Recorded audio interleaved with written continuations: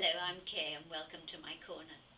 I have here a bag of memories and I'm going to reach in and pull one out and see what we're going to hear about tonight. Lady B. I can't give you her real name because that would be privacy infringement. When I finished my general training at a big London hospital, I joined a rather exclusive private nursing agency. They once asked me to go and look after Rothschild in the south of France. On this occasion, I was to do a 48-hour shift on duty with an Australian nurse. I walked down a leafy lane, went into a big wooden gate, and looked down through a shrubbery which had been sadly neglected. And I could see in the distance a rotting hansom cab, one of the ones that was at the turn of the century, where one horse pulled a carriage with the elite in it. When I got down into the hollow where the front door was, I looked at this vast Tudor house. I pulled the large wrought iron bell. A little woman who I loved as a housekeeper showed me in, and my first feeling on entry was of an overwhelming feeling of heavy oppression. There was wood panelling everywhere, hardly any light, the curtains were drawn, the little mullioned windows were unkept, and ahead there was a broad staircase who took me along a rather dark corridor and showed me to a room at the end on the left-hand side. She vaguely showed me a room on the right and said that no one ever went in there and that I wasn't to go. We went into the bedroom.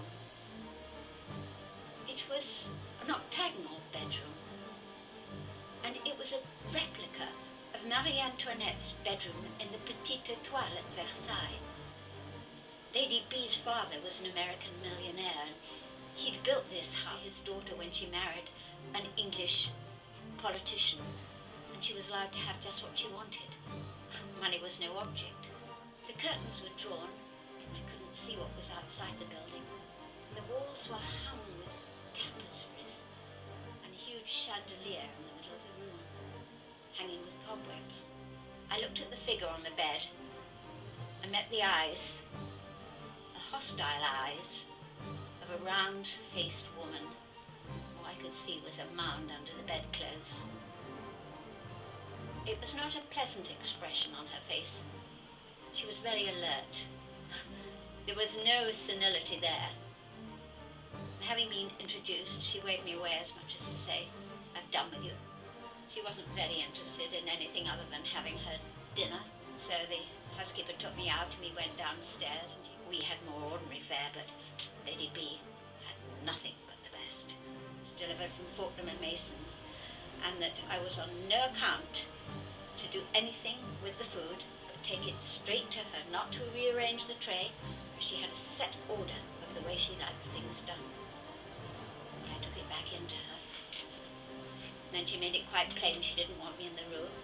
I went down to the little room that I'd been shown to, right at the other end of the corridor where I was going to sleep that night.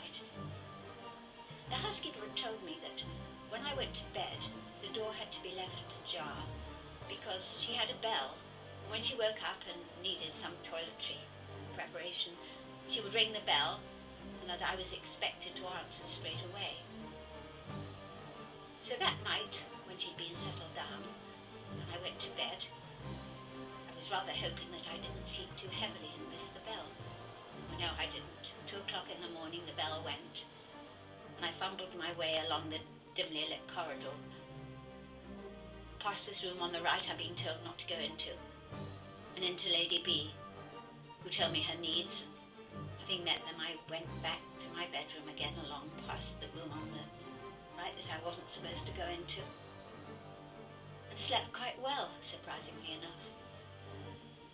The next day, the housekeeper told me that that room had belonged to Lady B's 18-year-old son, who went off to fight in the First World War, and that no one had ever been in it since his death, except Lady B herself.